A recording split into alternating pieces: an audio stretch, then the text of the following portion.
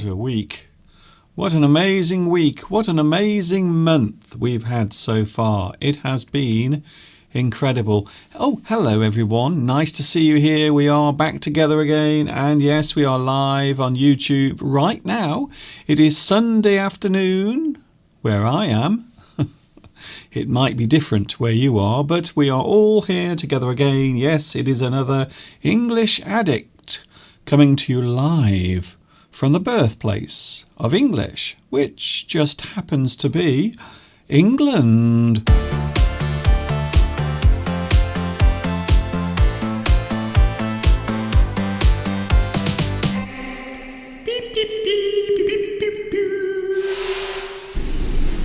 Hi everybody, this is Mr. Duncan in England. How are you today? Are you okay? I hope so. Are you feeling happy? Are you happy today? I hope you are feeling super duper on this super duper day, because we have made it all the way to the end of the weekend. Yes, for those wondering, who is that strange man staring at me from my computer screen or mobile device? Well, my name is Duncan. I talk about English. I've been doing this for ever such a long time. Do you know how long I've been doing this for? Some people say too long. Nearly 15 years I've been here on YouTube, and yes, I am YouTube's best kept secret. And can I once again say thank you to the algorithms? Somewhere in California, there is a small blue flashing light, and that is me. That's me doing this now.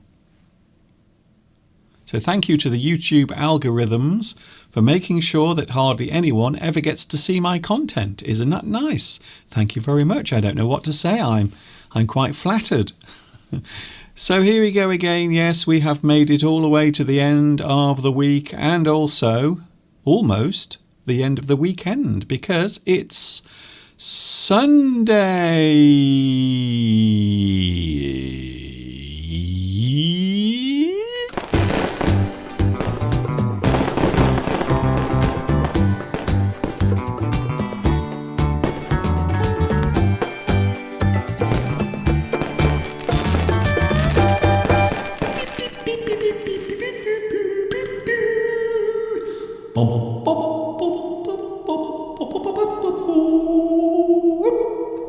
Here we are then. Yes, we are all here together again, and it's lovely. It's ever so nice. It's really nice being here. I must be honest, I feel very comfortable and relaxed when I'm standing in front of my camera talking to you, and it's so nice to have you here again. And as I mentioned at the start of the live stream, this month has been busy. I've been here with you almost every day live, and I will be with you until the end of this month, which of course will be next Sunday. So another week of special February live streams coming your way until next Sunday, and it will be the last one next Sunday. So instead of English Addict, we will actually have the last day of February next Sunday. Mr. Steve will be here, of course, as usual, as he is today. Oh, very nice. Mr. Duncan, that's very nice of you to say that. Coming up, we're talking about surprise. Surprise and shock. Have you ever felt surprise? Have you ever felt shock? So that feeling when someone tells you something, that feeling you have when you hear something that you weren't expecting, you feel shocked, surprised. Sometimes you can have a nice surprise, and sometimes a not so nice surprise. This week, everyone was saying, Mr. Duncan, we are so shocked and surprised by your appearance, because something has changed. Something about your appearance, Mr. Duncan, has changed. So this week, a lot of people were shocked and surprised. Talking of which, Mr. Steve had quite a few shocks and surprises last week because he was celebrating his birthday. We also went into the kitchen and I gave Mr. Steve an extra special birthday present. And I have to be honest with you, Steve looked quite surprised when I gave it to him. Do you want to see the picture? So here is one of the photographs from last week. Here is Mr. Steve. You will see him. There he is. Oh, Mr. Steve. Oh, there he is. Mr. Steve in the kitchen on his birthday, having a lovely time. And I also gave him a gift during the live stream. And here is the picture of Mr. Steve receiving his gift. There it is. And later on, we are going to see that particular gift close up. But not only that, the next day, I actually gave Steve another present, another surprise gift. And he will be showing that a little bit later on when we have our super duper live chat with Mr. Steve. We're going to find out what it feels like to be another year older. That's all I'm saying. Hello to the live chat. Oh, we have the live chat. We must never forget the live chat, because without you, I would have nothing to do on Sunday. Yeah. Can I say hello to Finny Daya? Hello, Finny. Finny Daya. Congratulations. Guess what? You are first on today's live chat. Oh, very nice.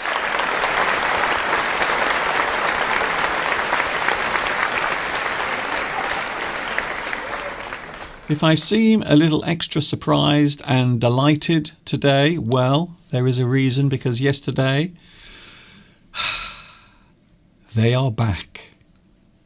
Every year around this time, a certain type of food comes back, and imagine my surprise when Mr. Steve came back from town yesterday with those things. But what are they? Find out a little bit later on. Of course, if it has something to do with food, I am always excited. I'm always happy. But if I have a nice surprise involving food, then I'm even more surprised. I'm even more excited. So what food has become available again? I will give you a clue. It has something to do with Easter. The festival of Easter. It has something to do with that. Can I say hello also to Beatrice, Valentin? Nice to see you here as well. We also have Rowan, Saber. I haven't seen you for a while. It seems like a long time since I saw you here. Vitas is here as well. Maria. Also we have Mog Mog. Hello Mog Mog. Welcome back. Nice to see you back here as well. Hiroko, we also have Maria, Florence, and Vittoria. Oh, and we also have Luis Mendez is here today. Hello, Luis. I hope you're okay. Mosen is here. Belarusia is here as well.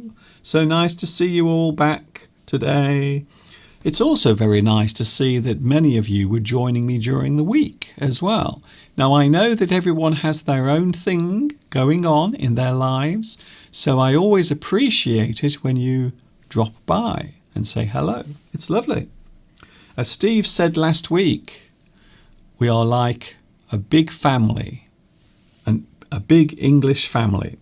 Hello, Rosa. Hello. Oh, hello, Betty Davis Eyes. That was a very famous song from the 1980s by a woman called Kim Carnes. She's got Betty Davis eyes. She's also got Betty Davis's dentures. Yeah. Hello, Marcia. Hello, also we have Rosa. I'm sure I'm saying some of your names twice. Hello also to... Hello, Rosa Celia. Nice to see you here as well, and I think we are up to date. Hello also, Marietta. Hello, Sandra Gonzalez. Thank you very much for joining me today. Yes, we are now live from the birthplace of the English language. So here it is then. What food became available again this week? It is an item of food that comes around every year at around this time. Oh dear. So nice. Oh, every time I see these, I get very excited. My mouth starts to water. My appetite becomes very strong. Look at this. Yes, the hot cross buns are back again. The hot cross buns are back again. They have returned. So Mr. Steve came from town yesterday, and in his little hands he had some hot cross buns. So I'm quite pleased, very proud. I don't know why I'm proud, because I didn't make them. I didn't make these hot cross buns. But, oh, look at that. So today, after we've finished today's live stream, we will be having some hot cross buns. They look lovely, and they're nice and fresh as well. So that coming up after today's live stream has finished. However, we are a long way from the end of today's live stream. We have a long way still to go. Mr. Steve is coming. We have the sentence game as well for those who love playing along. All you have to do is guess the missing words in the sentence game. It's easy to play. It's also lots of fun as well. Shall we play Spot the White Van? Now, yesterday, unfortunately, we couldn't play it because the weather was so bad. But today we have a lovely clear view outside the window. So here we go. Spot the white van. All we have to do is spot the white van. So look along the road. You will see cars going by. So all you have to do is spot the white van. No, that's not a white van. And that's not a white van. See, those are not white vans. They are SUVs. I'm sorry, I can't accept SUVs. It must be a white van. Any sign of a white van? Now, I know today is Sunday, so maybe there aren't many people driving around in their white vans. So as we look live into the distance, we are waiting patiently for the appearance of a white van. Come on! Is that a white van? No, it isn't. It's an SUV. I'm sorry, we can't accept SUVs. It must be a white van. So if you are driving around the Much Wenlock area today in your white van, can you please now drive along the Much Wenlock Road so we can continue with today's live stream? That would be very nice. Thank you very much. Where are the white vans? Come on. It's like waiting for Christmas. I'm standing here like a fool, like a stupid fool, waiting for a white van to come across. If anyone sees a white van, please scream. Can you please open your window and shout? No. It's not fair. Well, is that a white van? Well, it's almost a white van. I think that was a silver van as well. Did you see that? So there was a large van. It looked like a delivery van, and then there was like a silver van. But it must be a white van.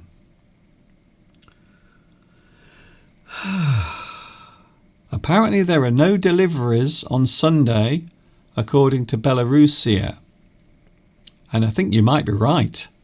You might actually be right. It doesn't look as if we're going to have any white vans today, although there might be a white van coming to my house to take me away to the local hospital. Where are the white vans? That's all we need. Just one white van.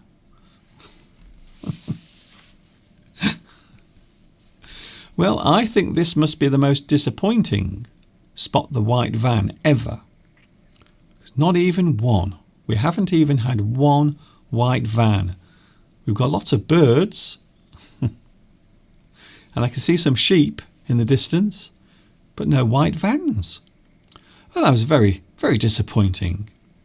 We will wait for 5 more seconds, and then that's it. We will have to abandon the white van game. No white vans. What a pity. What a shame. I feel slightly crestfallen. My crest has fallen. Okay. Fair enough. No? Okay. Be like that. No? What? No, that was a red car. No. No white vans. It's not a shame. I was looking forward to seeing a white van. Of course, now you can guarantee that the moment that I take the camera off, you can guarantee that there will be lots and lots of white vans going by. I think so. Well, that's a shame. I was hoping to see some white vans today, but no, sadly not. Hello to... Oh, can I say hello to some of my new live chatters who have just joined me? Hello, Edith. Nice to see you back again. Francesca, nice to see you as well. We had some lovely pictures sent this week and also some very dramatic video of Mount Etna in Sicily exploding. Some wonderful pictures and also messages this week. Vitas.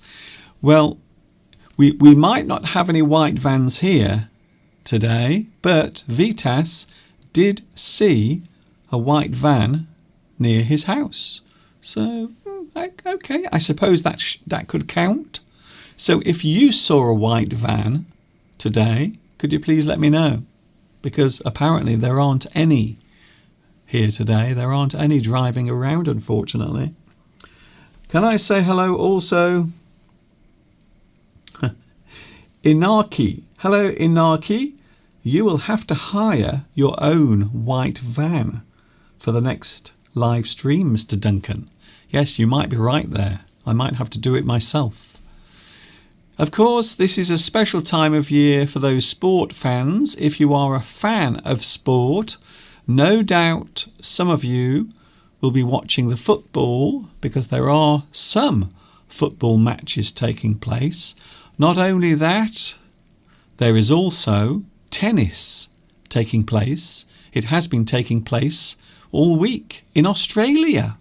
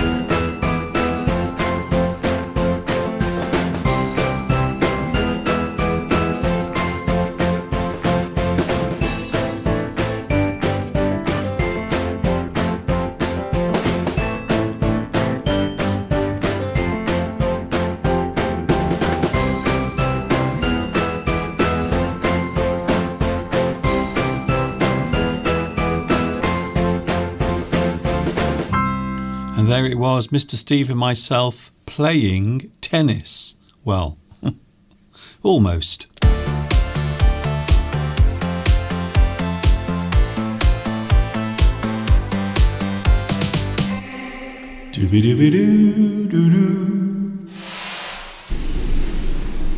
We are here right now live on YouTube, English Addict.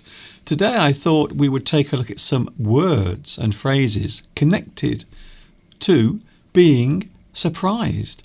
We are looking at shock and surprise. There are many ways of expressing shock and surprise. Many words we can actually use, including astonishment. Astonishment. The word astonishment means surprise, something you were not expecting. So the actual emotion is astonishment. We can say that you feel astonished. You actually feel astonished. I am astonished. I'm astonished. I can't believe it. I feel astonished. Shock, surprise. You are beside yourself. If you are beside yourself, it means you can't believe what you saw or you heard. Maybe you heard some news from a neighbour and you can't believe it. You are beside yourself. You can also be beside yourself with anger or any strong emotion. So a very strong emotion that changes the way you feel. Maybe it makes you feel surprised or shocked. You can say that you are beside yourself. You can be beside yourself with anger. Amazement. The amazement. Amazement. The emotion of feeling shock and surprise. Quite often we will use amazement in a positive way. Something that you thought was incredible. Something that you thought was surprising in a positive way. Amazement is the emotion. You feel amazed. I am amazed. That thing is amazing. Amazed. Here's another one. You are blown away. I am blown away. I can't believe it. The thing that I saw, the thing that I heard, has left me feeling surprised, shocked. I am blown away. Something that makes you feel very surprised. You feel flabbergasted. I love this word, flabbergasted. When was the last time you felt flabbergasted? Has there been something recently in your life, maybe something in your life that has left you feeling shocked, surprised, stunned, flabbergasted? I like that one. It's a great word. It doesn't sound real, but it is real. You feel flabbergasted. You are astounded. Astounded. If you feel astounded, it means you are surprised, shocked, something that makes you feel quite taken aback. A person who is taken aback is a person who is surprised. You are astounded. Maybe you see something that is very impressive. Maybe you see someone with a very good skill or an ability to do something very well. You are astounded. I am astounded at how well you do that. You are great. You are brilliant. I feel astounded. You are bowled over. You feel bowled over.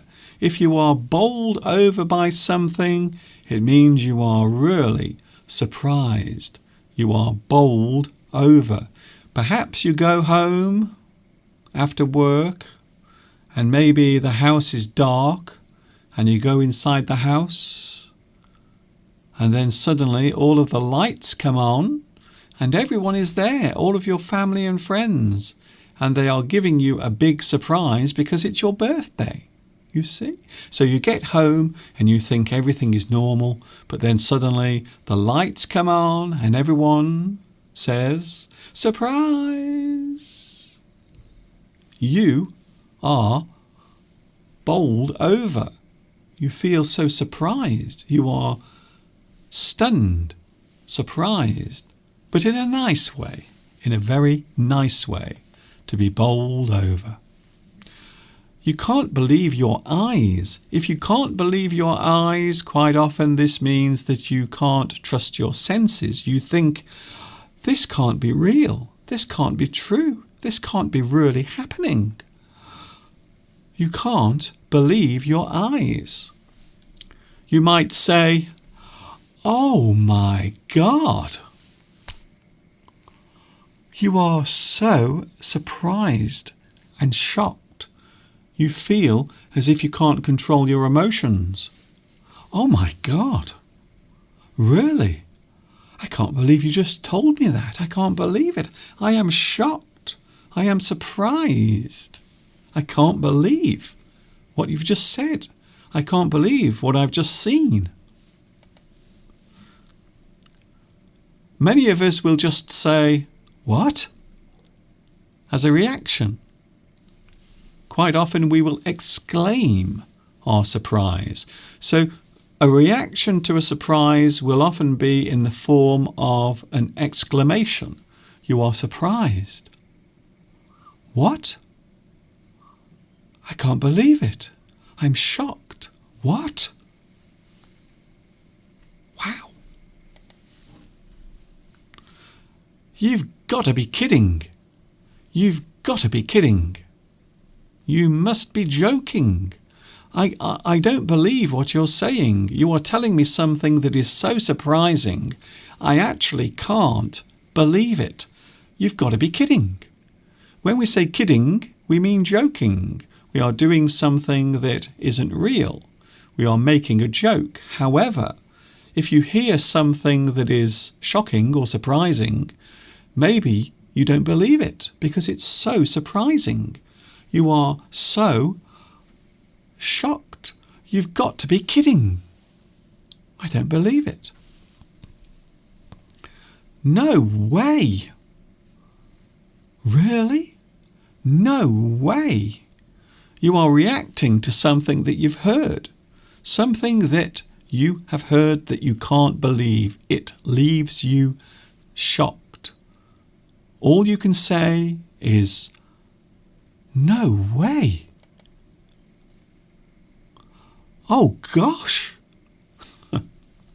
Now I know what you're going to say. There are some people on here who might say, Mr. Duncan, no one says gosh anymore. Maybe 40 or 50 years ago, but not now. People don't say gosh. But you might. Oh gosh. So, oh gosh is actually a polite way of saying, oh God. You see? So, oh gosh. It means you are avoiding saying anything that might be offensive. Oh gosh, I can't believe it. I'm shocked. Now here is something that might be naughty. It might be considered swearing. Bloody hell. You can't believe it. You've heard something, you've seen something, and you are shocked. So you are expressing that feeling of shock and disbelief through your words. Bloody hell. It's incredible. Oh, here we go. WTF. Yes, I know. I'm sure you all know this one. Don't write it on the live chat, please. But you know this one. You know what this is. Quite often people will come onto my live stream and they will say, Mr. Duncan, or they will say, what am I watching? WTF. What is this? Who is that strange man? What the fudge? What the fudge? Except that isn't the word. So to express surprise, quite often we will swear, we will say things that we wouldn't normally say. Quite often when we are surprised or shocked, we might do or say things that we would not normally do or say. Perhaps you hear something and you can't believe it. Say that again. What? I can't believe what you've just told me. Say that again. You are surprised. Normally when hearing something, you hear some news that you can't believe. Say that again. Incredible. And one more. Of course, the most common one, when someone does something or says something, I don't believe it. I'm so surprised, I am so shocked, I can't accept what you've just said. I can't accept it. I don't believe it. I don't believe it. I don't believe what you've just told me. I am so surprised and shocked. I don't believe it. And those are some words that we can use to describe feeling surprised and shocked. I hope you enjoyed those. Something a little different for a Sunday afternoon. Talking of different, in a few moments we have Mr. Steve coming up with something very different, because Mr. Steve comes onto the live stream every Sunday. He joins us, and yes, we are going to have a little chat with Mr. Steve in a few moments from now. But first of all, to get us all in the mood for improving our English, here is an excerpt from one of my full English lessons that you can find on my YouTube channel. This is an excerpt from Full English number 35. And then after that, yes, he is here. Mr. Steve is on his way.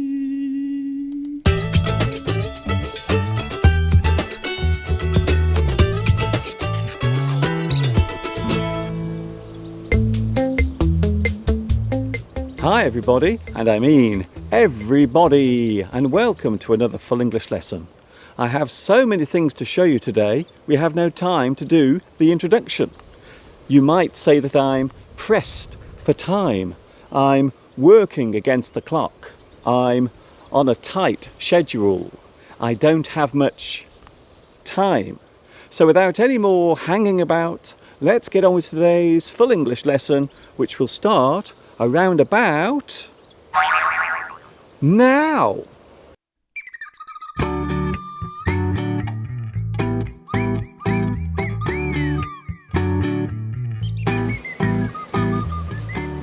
What is the hardest part of learning English? Is it the learning of new words? Maybe the grammar used in English is what leaves you the most confused. Perhaps you feel too shy to use English in front of other people. Learning anything new can be quite daunting. You might feel intimidated by all the new words, all of the grammar rules, and even after you have mastered those, then you have to use the language with other people. I think it would be fair to say that speaking a new language for the first time might make you feel nervous. But there is no need to fear, as this is completely normal. If you want to improve your spoken English, then why not practice doing it by yourself?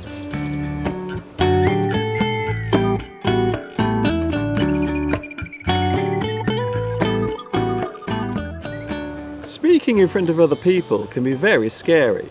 So first of all, you need to get used to the idea of doing it. It may seem like a strange thing to do, but practicing in front of a mirror is a great way to build some of that initial confidence.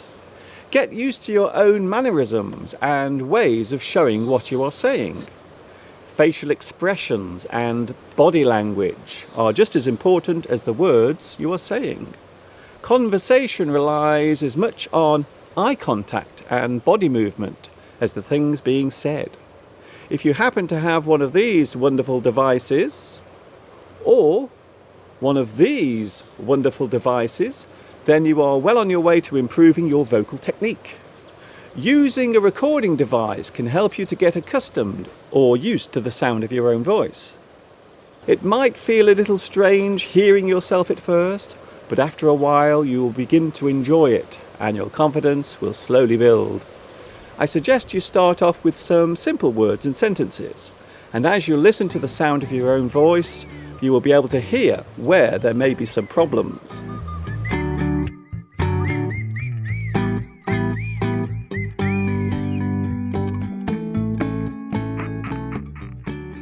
One common problem which can arise concerns the speed of your speech. There is no need to rush what you are saying. Give the listener a chance to hear your words. Of course, you must also speak clearly, so don't rush and don't mumble.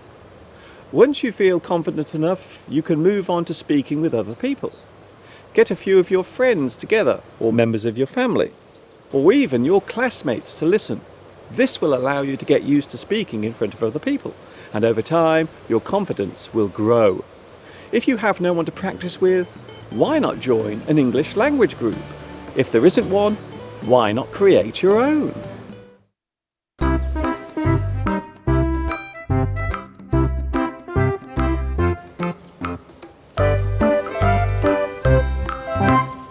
It's time to take a look at another buzzword. A buzzword is a word or phrase that is popular during a certain period, or is often used generally.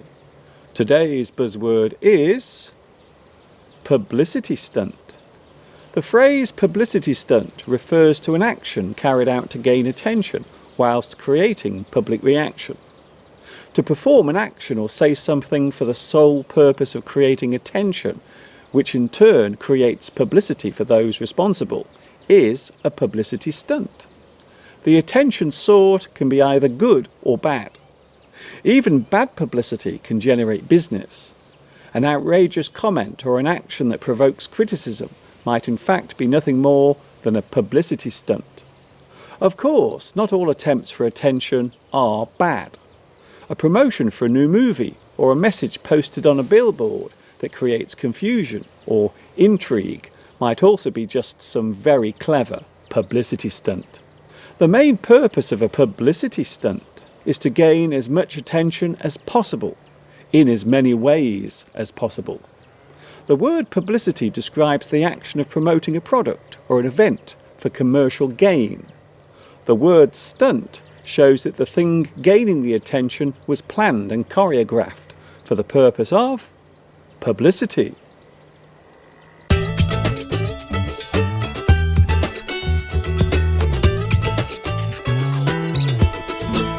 And there it was, one of my full English lessons, and all of my lessons are available on my YouTube channel.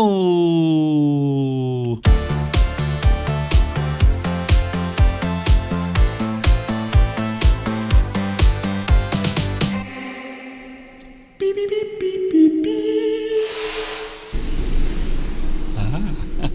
Hello! Hello, my wonderful friends. And Mr. Duncan. Yes. Oh. How are you today? What does that mean? Are you okay? Does that mean I'm not one of your friends? Well, you're more than a friend, Mr. Duncan. Ooh. You know that after my beautiful birthday presents the other day, which were there for all to see. If you missed last week, Mr. Steve had his birthday. It was also Pancake Day, and Steve made the most amazing pancakes, and I didn't realise it was the first time that you'd ever made pancakes. It's the first time. Well, it might not have been the first time. Oh, okay. But it certainly is for many, many years.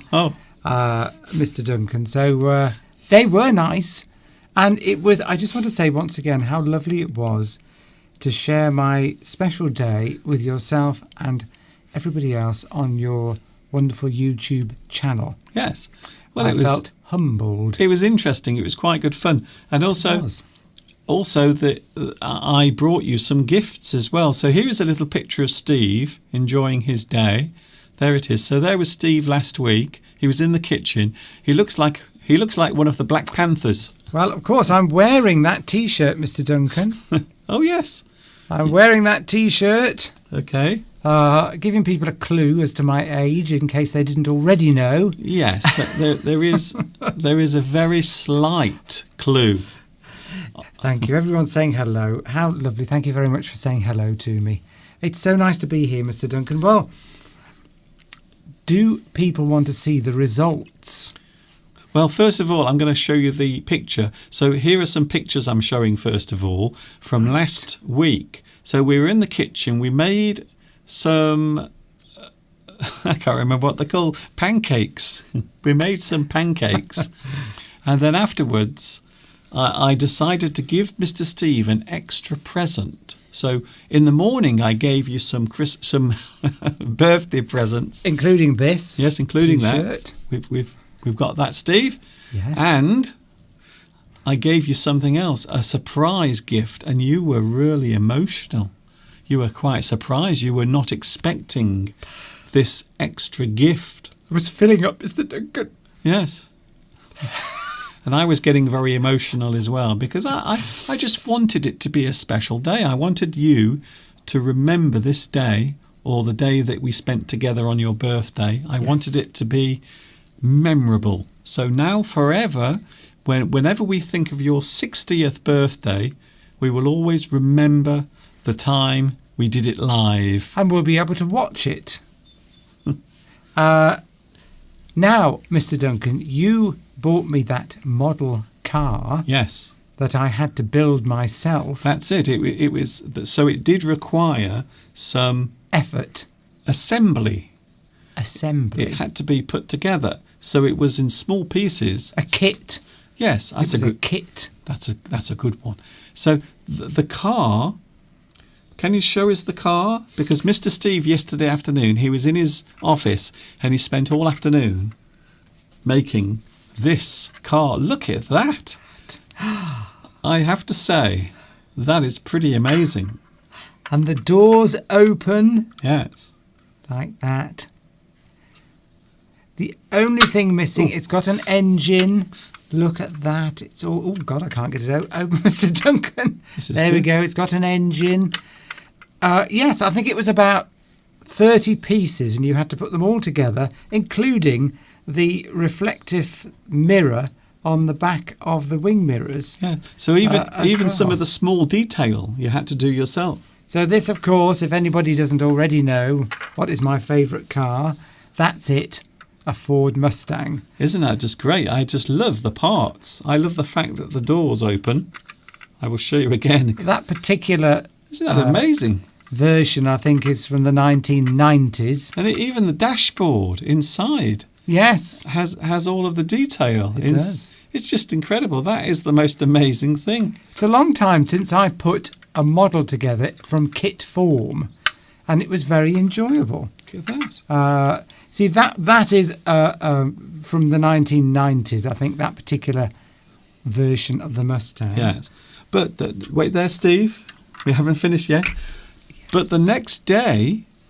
So let's have a close look at that again. So this is the one that I gave to Steve last week. Look at that. It's amazing. So there it is, close up. That's the one I just showed. That's it. Okay, Steve. But the next day, Mr. Steve received another surprise. I had something else hidden away. Yes. Another gift. Which you decided to keep until the next day. Yeah, so the day after Mr. Steve's birthday. And I told Steve to look somewhere, and he couldn't believe it. It was actually another gift. So now you can show the gift. Right. So this is another Ford Mustang. Yes. But this is the original Ford Mustang from around 1967. Yeah. So we actually have two different versions of the Ford Mustang. Two versions. So that's the early one, and this is the later one. So not only does Mr. Steve have the nice muscle version, he also has one of the early versions of the Ford Mustang. So we actually got two Ford Mustangs for Mr. Steve. This one was already made. I didn't have to put this one together. But I think I prefer this one, but I like both of them. Yes. But eventually my goal is to have one of my own. Yes. So next year, Mr. Duncan, the third one that you get me has to be a real one. I don't think that's happening. I really don't think so. Not on my YouTube. Oh, dear. Not on my YouTube salary. Well, if you get 1 million subscribers, who knows, you might get a massive bonus from YouTube. No, YouTube. As I said earlier, somewhere in California there is a little blue light flashing. A tiny blue light is flashing on one of Google's servers, and that's me. That's me. But that's not me being watched. That's the algorithms flashing to make sure that no one sees me. Beatrice collects model cars. Oh, really? Yes. I didn't know that. Beatrice says here, that car is amazing. I like to collect little model cars.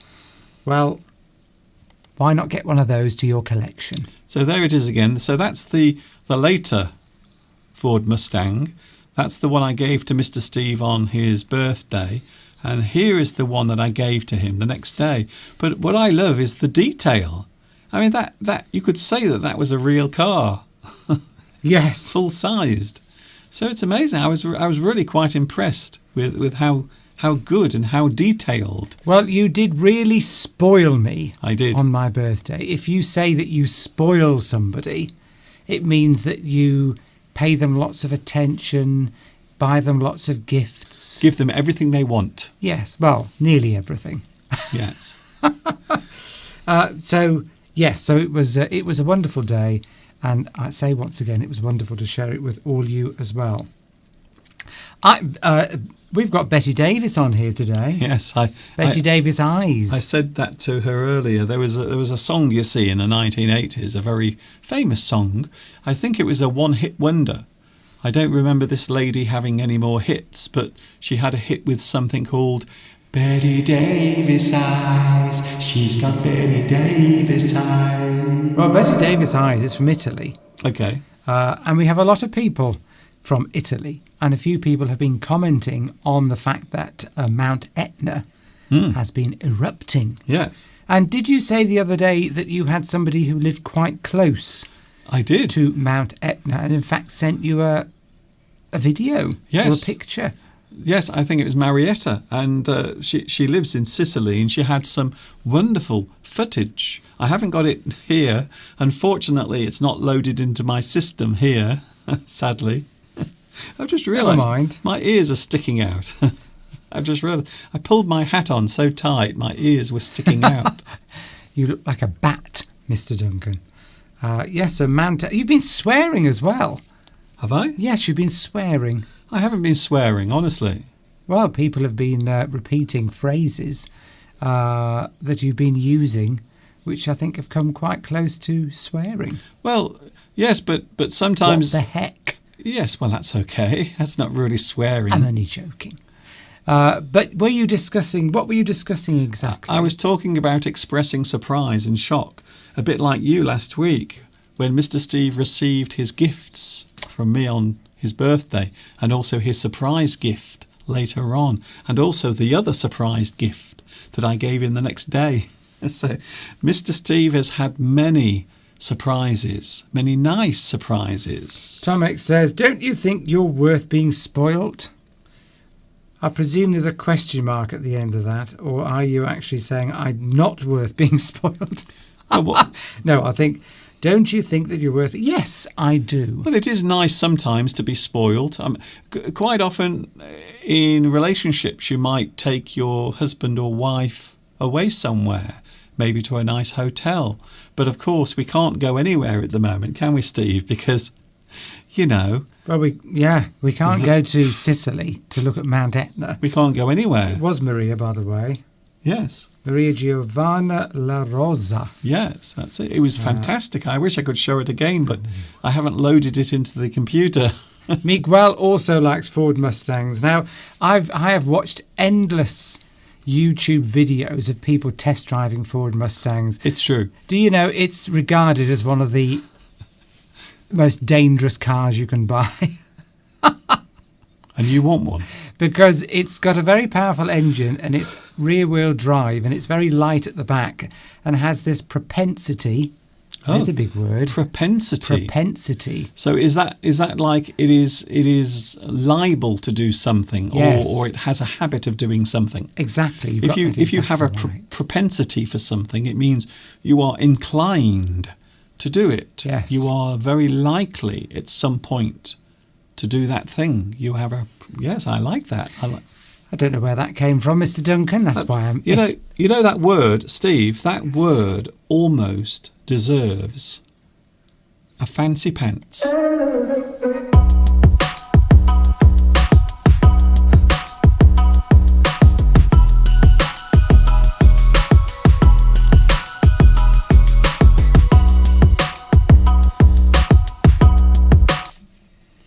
Felt a bit embarrassed then, Mr. Duncan. Yes, so the propensity that the Ford Mustang has is to lose its back end and spin round if you put too much power on in a corner. And you want one of these death traps. But I think that what people do is when they're test driving it, they put it on sort of racetrack mode, which switches off all the electronic safety devices. Okay. So I think if you have it in normal mode on the road, I don't think it will do that. Yes.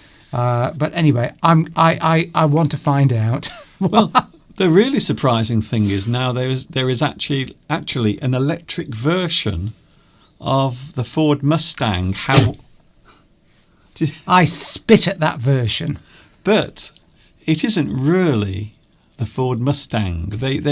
I think even I'm offended by it. This Ford Mustang that they've recently brought out is the worst car I've ever seen.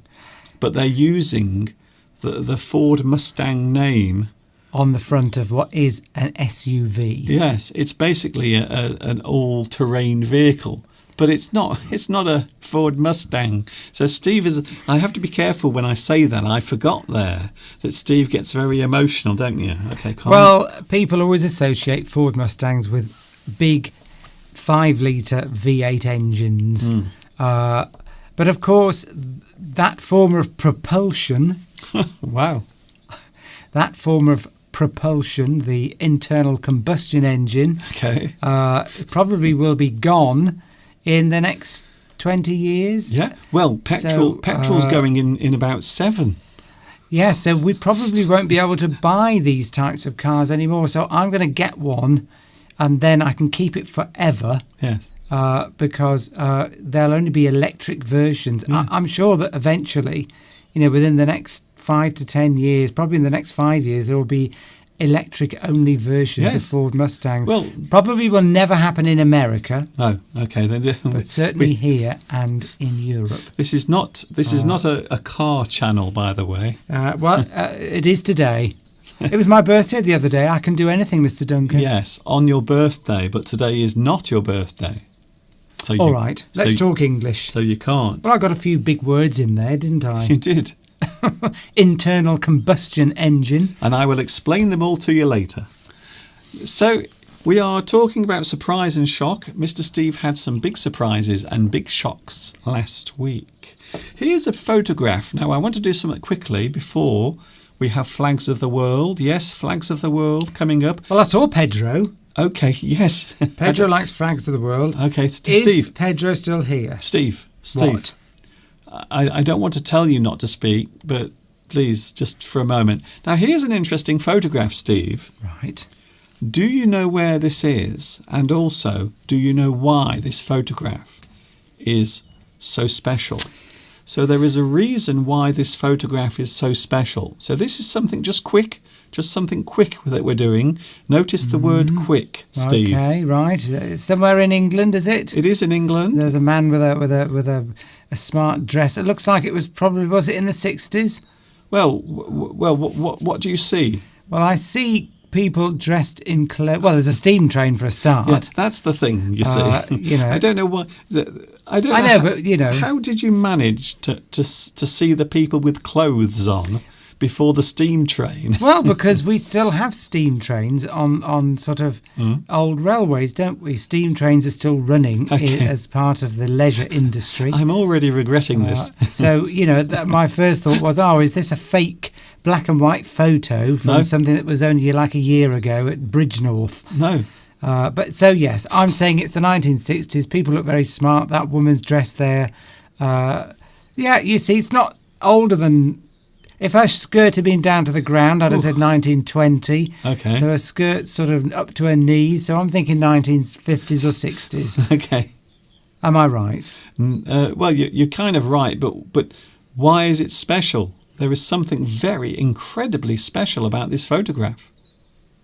Is it the royal train? It is not. It's nothing to do with the royal family. A lot of people talking about the royal family at the moment for various reasons. Well, everyone's very smart, so they're expecting somebody to... They're not standing up the station. No. So, yes, it's a special event. Somebody's coming in that, are they? Somebody special arriving in that train? No, but the train is doing something that is both special and slightly sad as well. Is it the end of the era of steam? Well, this was during the end of the steam era. However, steam trains were still running in certain places. Okay, we're going to have Flags of the World in a second, and then afterwards I will tell you why that photograph is so special. I will show you again. So this photograph is very special, but why? Why is it so special? What is so special about that photograph? Please put your guesses on the live chat. If you have any idea, please let me know. We are coming up to 3 o'clock, Steve, and of course you know what happens at 3 o'clock. Every time 3 o'clock comes around, we always like to say hello to the world. We also like to have a little look at all of the flags around the world as well, you see. Jimmy from Hong Kong says that steam train might have been the inspiration for the Hogwarts Express. Something to do with Harry Potter, perhaps. Interesting. Here it comes, Steve. Are you ready? Yes. It's 3 o'clock. It's 7 seconds past 3 o'clock. And now it's time to look at those super duper flags of the world.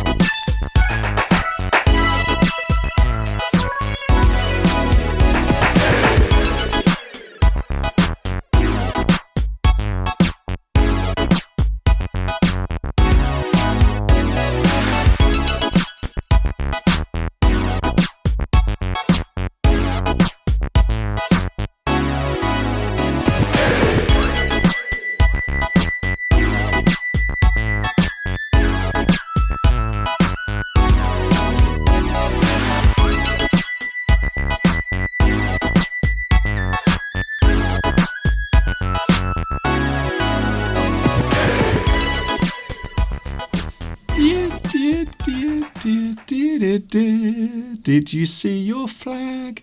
We counted the flags last week. There are around 112.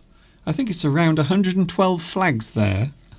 If your flag wasn't on there, let us know. Yes. And we can do an edit.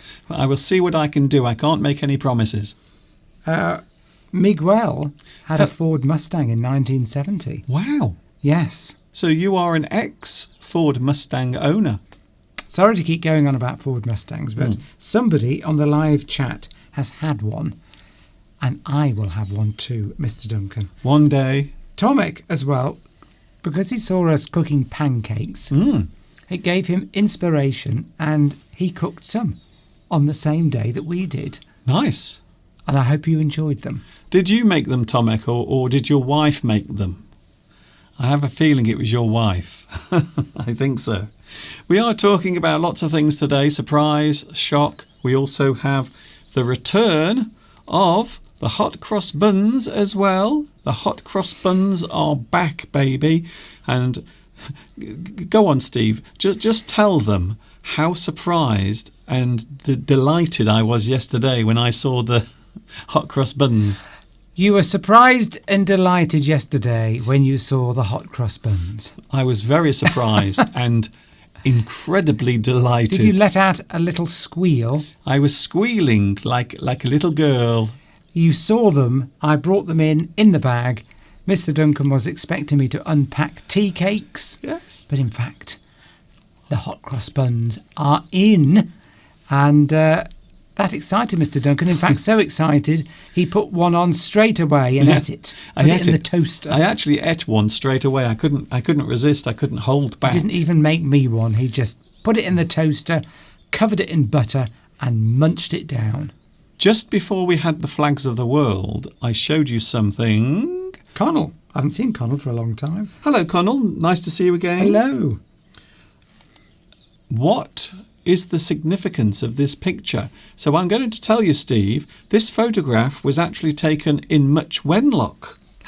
Really? Where we live. This is the last passenger train ever to leave Much Wenlock railway station. Wow. When was that? The last one. It was on the 21st of July, 1962. So 1 year after you were born. Wow. Yes. So there it is. That is the last ever passenger train leaving Much Wenlock railway station. Interestingly, the railway station is still there. It's now private housing, so there are people now living inside the old railway station, but the railway line has disappeared. So they took the railway line away, but you can still walk along the railway line. In fact, you and I have walked along there many times. We have. It'd be nice to see a train going along there, though. It would. I don't think they would have much control over it, as there's no rails. So they never even had diesel trains there. It was the last train there was a steam train. Yes. So just after that, of course, the railway station closed. The railway line was torn up. So it all went. But the railway station, you can still see it.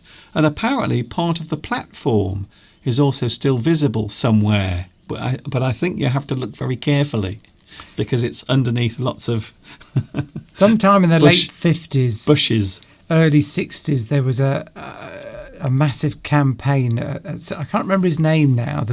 It was Dr. Beeching. Dr. Beeching was put in charge of deregulating or deregulating the railway lines, and because of that, they decided to also make cutbacks. So many railway stations, many railway lines actually closed, and this was at a very crucial time because, of course, diesel was starting to be used as well. So around the 1960s, there was a big transition taking place. So many railway stations closed, many railway lines were dismantled. They were taken to pieces, including the one here in Much Wenlock. It was closed. And that picture that you just saw, I will show you again very quickly. That's the last ever passenger train leaving Much Wenlock. And you can see there are lots of people there waving goodbye as it steams away. Of course, in this country, railway lines were the predominant means of transport in those years. But of course, they were building roads and people were getting cars and buses. So the railway lines became very unprofitable. So they had to make considerable cutbacks. Yes. People have debated this over many years because, of course, it's very difficult now to leave a place like Much Wenlock and many other small towns unless you've got a car. Especially in the countryside. In the countryside, because a lot of the bus services have now been cut. So unless you drive, you're pretty much stuck here unless you get a taxi. Do you want to see another interesting photograph? While we're looking at photographs of Much Wenlock, as you know, quite often I will do my live streams from the town square in Much Wenlock. Would you like to see what the town square used to look like? Go on. Before they modernised it. So here it is. This is actually the town square in Much Wenlock. Look at that, how different it looks. Blimey. So that is so different. So you can see there are no shops there. So that the only shop you can see is actually the white building on the right. But everything else isn't there. There's a car in the square. Yes. So this actually used to be a car park. The main square in Much Wenlock used to actually just be a parking space. It's true. Blimey. And you can see there is a little red telephone box there. And to give you an idea where I normally stand, if you look to the right, you can see a small vase, and also it looks like a refuse bin, a little rubbish bin. That is where I normally stand when I'm doing my live streams. But look how different it looks. Look how different the appearance is. There's no shops there. I wonder what that shop is there on the right. It looks like a clothes shop. That used to be the post office. Ah. So originally in Much Wenlock, that building was actually used as the post office, but now it sells clothes, and it still does. So that still is a clothes shop, that particular shop. Blimey. So there it was. So I think this photograph was taken in the mid-70s, the mid-1970s. So you can see it's changed a lot. Of course, the clock is still there. I think that's a Vauxhall Nova. Is it? If anybody knows cars, I think that's a small Vauxhall. I think it's a Nova. Okay. So that could be, yes, that's late 70s, early 80s maybe even. So just before they started to renovate and refurbish the square in Much Wenlock. So it used to be a parking space. Do you know the date, Mr. Duncan? I don't know, but I think it was the mid or maybe late 70s. Just before they decided to build some new lovely shops. And then they made the whole area in the square, they allowed people just to walk around there. It became a pedestrianised area. Ooh. What are we doing for the rest of this lesson, Mr. Duncan? Well, we have the sentence game coming up. Of course. Isn't that great? Also, I suppose we should also address the one thing we haven't really mentioned, and that is my appearance. Yes. Well, you're happy. Well, I'm happy. I don't know why you're pulling your face. Well, I was pulling my face because I'm not sure we wanted to talk about it. But anyway, I'm only joking. Yes, you are beardless. Yes. You are back to shaving. Yes. And a few people have, yes. So it's gone. My beard is no more. That's what it used to look like, and that's what you look like now. In fact, if I'm really clever, I might be able to get this to appear over my face so we can have a before and after. Let's see if we can do that. Well, interesting. Yes, go on, Mr. Duncan. Okay, Steve, let's just see if I can do it, because it might not work. Okay, so now we put that over my face. Come on, Mr. Duncan, you can do it. I can do it. I know I can do it. There it is. It looked fine before. You see, I think probably on camera the beard looks better. But in real life, the beard looks awful. So I think quite often beards look better maybe on camera, but in real life it looked awful. I didn't like it, and I'm glad it's gone. And in fact, it was causing you problems because you had all sorts of sores underneath from where the dye had in fact damaged your skin. You told me your face was bleeding. Yes, well, I had all sorts of burns. They were like burns on my face from the hair dye. So I was making my beard look darker, as you can see from the photograph. There it is, look, again. So there it is, you see? So that's before I shaved. And this is now. Dang, it's like magic. Saturino, going back to that picture of Wenlock Square, Okay. Saturino says, and she must be better at identifying cars than me, she says that must be from the 1980s because there is an old Opel Corsa. Oh, So, yes, Opel in the UK was Vauxhall. okay.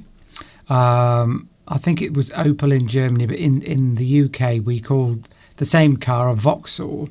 So I thought, I thought it was a Nova, but it could be a Corsa, which is a slightly bigger version. So, I mean, looking at that, Mr. Duncan, I think that's 1980s. Really? Definitely. Okay, I'll try and find out. Because that car is definitely not from the 70s. So there it is again. So I can only see one of the cars clearly, though. I can't see any other cars, just that one. Saturino says it's a Corsa Series 2. Oh, okay. So, did you used to own one of those? Maybe. That is definitely an 80s car because that'll be front-wheel drive. So they probably the builders were moving in the next day after that photo. Yes, I think it was renovated. Jamila, thank you very much. She says, I look 45. That's nice. And everyone was saying that I look much younger now You do. since my beard went Beatrice away. has made that comment. And Prolinku Anon says, why don't you go to the place where the steam train is and make a lesson? Good idea. Good idea. Yes, and then you can make a lesson there and then interpose the two pictures. Interpose. And then we can see the difference. You mean do a comparison? Yes. Do a comparison between then and now. That's a good idea. That is a brilliant idea. The only problem is we can't go anywhere at the moment unless we have a good reason. So if Mr. Steve and myself are dancing and having fun on the railway line, the police will come along and say, hello, hello, hello, what's going on here then? Oh, you should be at home. We are now in lockdown. Do you have a good reason for dancing around and having fun with your camera? Yes. And I will say, yes, we are journalists. We are well-known megastars on YouTube, and we are bringing English to the world. And he will say, I'm sorry, we're going to have to arrest you. And then they take us to the police station. But then you can make a video in the police station. Yes. And that will be very interesting for our viewers. As long as they don't take my camera and my mobile phone off me. Yes. Quite a few people are coming out now and admitting that they prefer you without the beard. Ah, you see, Beatrice has said that. during the week, Marietta. I got a lot of people saying, Mr. Duncan, why have you got rid of your beard? We love your beard so much. It is the most wonderful beard we've ever seen. Well, I mean, you may grow it back at some point. So, yes. Maybe. We will see How what much happens. are the fines? £1,000, I think. Yes, and I think also if you're having a party or something like that, I think it's £10,000. So if you get caught breaking any of the rules during lockdown, you are heavily fined, you are punished. I don't think you go to prison because that's kind of making things worse, really, isn't it? Wouldn't it be interesting to get arrested and then have your camera on you and make a photo, make a video of the policemen, you know, with their big helmets on. Yes. Just you to mention the policeman's helmet. Well, you know. What's next, Mr. Duncan? At least he didn't mention. Move on. At least you didn't mention his truncheon. Have you ever been arrested? Yes. Yes, I haven't. I've never been arrested ever in my life. Well, not in You this. haven't lived. Not in this country, anyway. I won't say what the crime was. We all know. we all know about your past events in your childhood when you were You mean my crime of passion? going off the rails. Oh, you see. Oh, off the rails. That relates to that photograph of Yes. the railway lines. If you go off the rails, it means you lose control of your behaviour or your actions. You go off the rails. Off the rails. Yes. We've all gone off the rails. You've got to live, haven't you, when you're younger? I mean, no harm came of it. No. Except for the poor shopkeeper who went out of business a week later because all of his stuff had been stolen. That's not true, Mr. Duncan. I can't believe That's not true. Did your mum spank you? Oh, I've been spanked many times since then. Was your bottom cherry red like a sports car? Was the other night, but we won't go into that.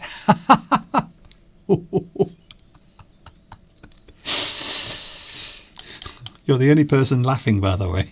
Good. Right, what's next? Move What's on next? away Well, from my criminal past. Don't you normally have lots of stuff to talk about? Nope, there's nothing. So my beard has gone. Mr. Steve was shocked. He was surprised. He could not believe It's it. a joke, Alexandra. It's a joke. It's a joke.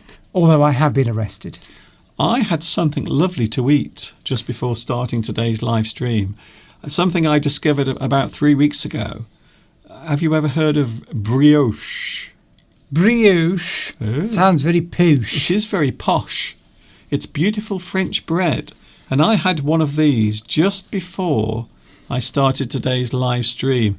And all I can say is I am absolutely in love with this bread. It is the most amazing bread. It's very soft bread, but also it's very sweet because it has lots of butter inside. So it's actually bread that's made with butter, flour and everything else. Eggs, I think. Yes, I think eggs are in there as well. It's lovely. Well, Lewis is here. Yes. So, Lewis, brioche, is it a high-class bread in France? I think it is. Because in the UK, if you say that you're eating brioche, then that's a sign of very high-class living in the UK.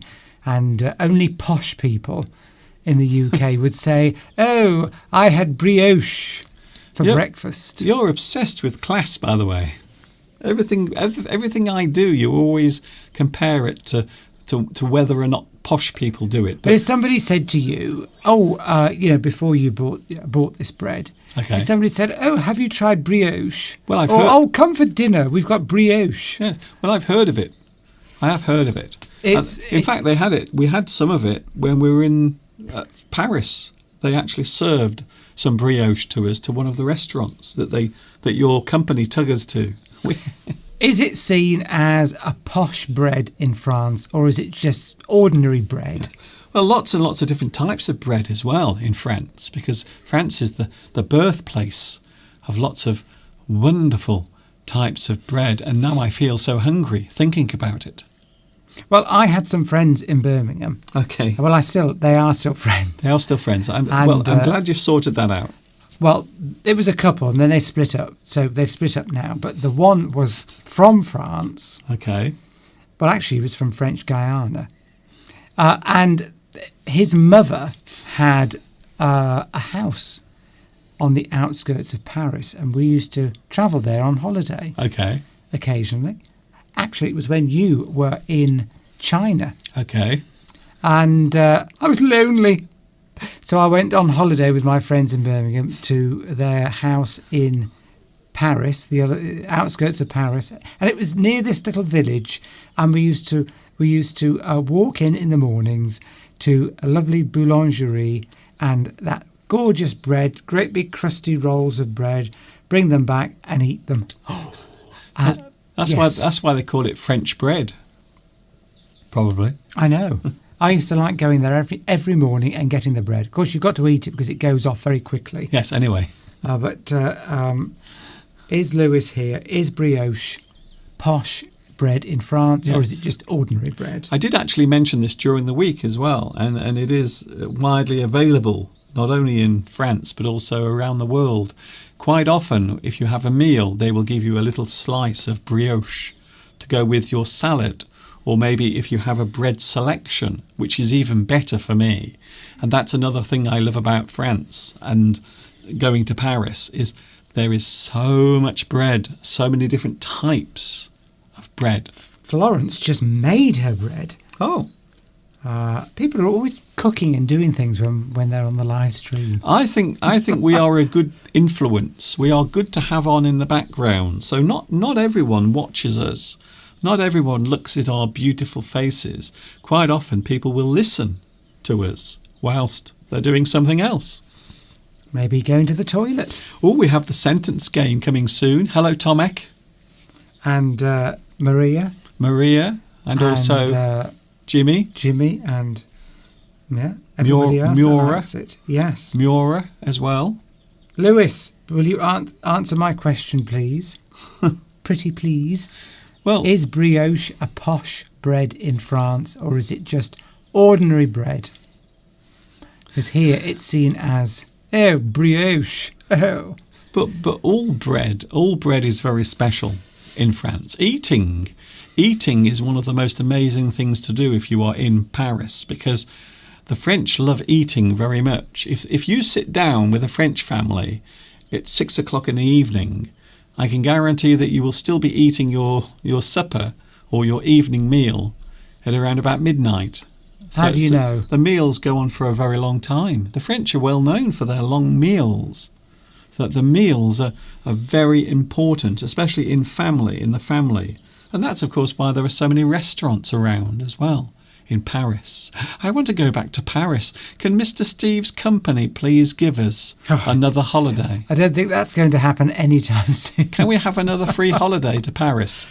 The company I'm working for is struggling at the moment. Okay. We won't go into that, but well, you probably shouldn't have said that even. Well, I've never revealed the company that I work for, so there's no problem there. But your company knows who you work for. They're not watching.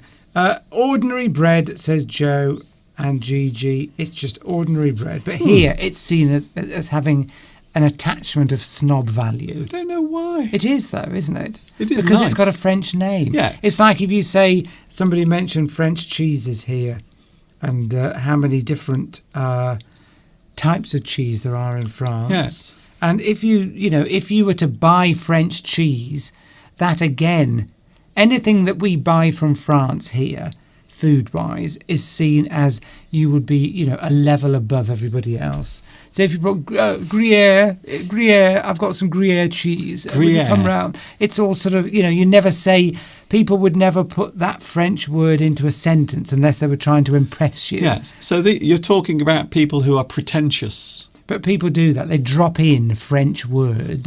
Like our neighbour who used to live around here. She was very pretentious. Everything was posh. Everything was the latest. Everything was very expensive.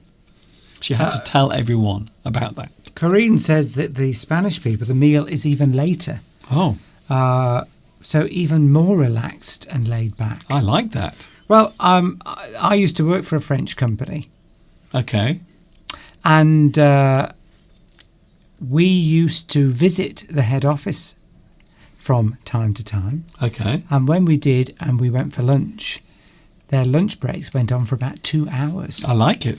But then they work for later. Mm. They work until later. Yes. So we get, half an hour for lunch? But whenever we went out for lunch there, it went on for about 2 hours. 2 hours lunch. I like that. I'm talking 20 years ago, so maybe things have changed. But that lifestyle in France has been put under... People are trying to make reforms, aren't they? I think the government out there to change the way of life, and people are fighting against it. And I think you should. Well, the French government have not had much success with keeping the. Believe it. Shh, wait there, Steve. Oh. wait there a moment. I was saying something then. See, I love the fact Steve has absolutely no concept of when one person is talking, you don't say anything else until they've stopped, like this. Well, just carry on. I've stopped now. Yes. Oh, I made a point of it, and you needn't have done. What I said is not important. Go on, carry on. Lewis is going anyway. He's going to have some brioche. Okay, what made you surprised? Pedro just said, "Where are flags of the world?" Oh, you missed them. You missed them. You missed them. You should have been here on time. 3 o'clock. No, Pedro, I think, was here earlier Then I think he went off, and now he's come back and he's missed Flags of the World. You missed 3 them. o'clock. 3 o'clock. I'll have to watch it after we finish. You have to be here at 3 o'clock to see those flags of the world. Bye, Lewis. We are going to play the sentence game in a moment. Saturino likes palatone bread. Oh, Rosetta. coccia. I like the sound of coccia. I like the sound of that. Panello, Rosetta, and sardanuolo. I'm sure I pronounced that wrong, but any bread, to be honest, any bread. Any type of bread, I will eat it. I will stick it in my mouth. Pedro was in the kitchen. Oh, okay. May I suggest that you get a television in your kitchen? Television. or whatever device you're watching Mr. Duncan Yes. on, take it into your kitchen. Just take your mobile phone, or if you have a tablet device or a laptop, just put it in your kitchen and then turn the volume, turn the sound right up, and then you can enjoy the flags of the world. Now Pedro says he was in the bathroom. Oh, Which okay. is it? Mm. Well, if you went to the bathroom, I hope you washed your hands before going into the kitchen. Yes. I don't want to know, really. I don't want to know. Pedro, whatever you were doing in the bathroom, please keep it to yourself. Betty Davis Eyes is going as well. She had Betty Davis eyes. Let's play Flags of the World, shall we, Steve? Again? Not Flags of the World. The sentence game. The sentence game. I'm getting confused. I think my... Do you remember the fable of Samson? Samson. Favourite? Oh, yes, with the long hair. He had long hair, and then Delilah came along and cut his hair off, and he lost all of his strength. Well, I think my ability to do this was in my beard. I think I developed some sort of superpower, but then I shaved my beard off, and now I've lost it. It's gone. I'm like Superman when they took his powers away. Do you remember when they took his powers away? But they didn't really take it away because he did a switcheroo. He had them on the outside and he was inside, but he switched it around because they thought they were taking his power away. But in fact, instead, he took their power away.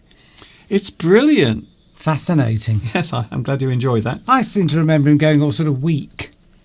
Yes, he was pretending. Was he? Yes, he was pretending to be weak. What was it? Kryptonite. That's Kryptonite. it. That's it. The Superman does not like kryptonite. It's like kryptonite to him. Oh. Anyway, flags of the I keep saying flags of the world. I've got flags of the world now lodged in my brain. Pedro's got into your head. He has. As long as that's all he gets into. Here we go then. And we have coming up right now for your entertainment and your enjoyment and your highfalutin edification, we have the sentence game.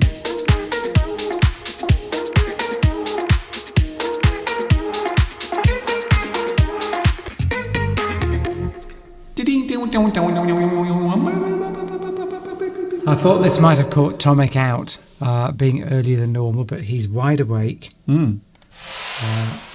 Is it early? We are a bit earlier than normal, I think, with Flags of the World. But You see? damn those Flags of the World! Even Steve can't stop thinking about those flags of the world. The sentence game. I think we are earlier than usual with the sentence game. We don't normally start it for another 10 minutes at least. Oh dear. Pedro's going now. He's going, you see. No Flags of the World, he's going. But there were flags of the world. If we said we'll show it again towards the end, would you stay? I don't think so. It's off to the bathroom again. Yes, I don't know why. I don't know why Pedro keeps going to the bathroom. See you later, Pedro. Bye. And also, anyone else who is leaving, I don't blame you. Here we go. Say that. Here we go. Right. We have the sentence game, and all you have to do is tell me the missing words from the sentences. It's quite easy, you see. It's not too hard, but then it's not too easy. Sometimes you have to think a little bit about it. Marcia's going as well. Bye-bye. See you later, Marcia.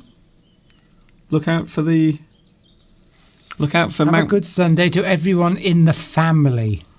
Okay. This family. Oh. We can all... Why don't we all meet out? Do you know, we ought to have like we ought to all book a hotel somewhere Oh, really? and all meet up one day. Okay. Mr. Duncan's family around the world will organise a location, a central location, and then we'll all meet up. How about that? Do we keep our clothes on?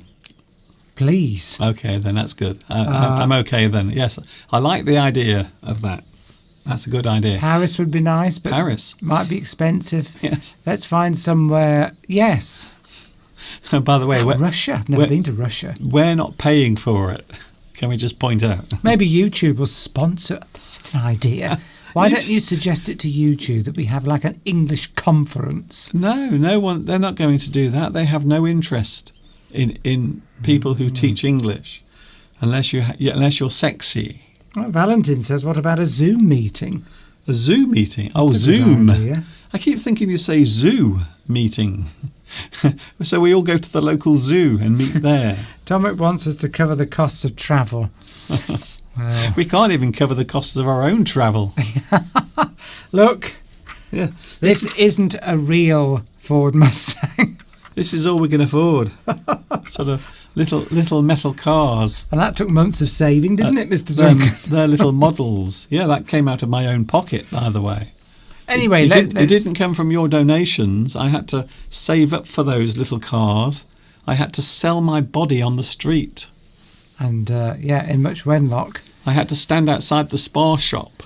And at your age, you don't get much, income coming in I don't get for that. I have to give lots of refunds.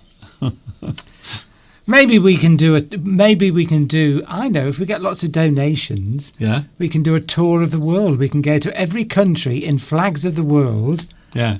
and then say, oh, we're at this hotel. How come And then people can come and say hello. How come all of your ideas always cost a lot of money? You never have an idea that doesn't mean bankrupting me. Maybe someone will leave me a lot of money, or you one day, and then we'll have the funds to travel the world, meeting everybody from our extended family. What you mean? Someone has to die so we can do it?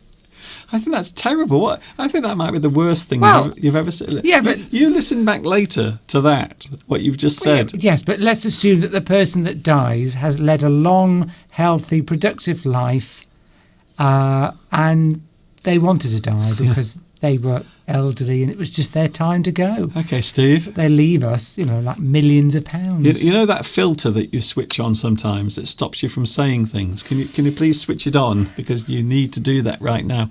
The sentence game, everyone. Here it is, the sentence game. All you have to do is fill in. You have to give me the missing words. So here is the first one right now. Something it from something. That man is something something. So this is just random words. Random words. So there isn't a theme here. Something it from something.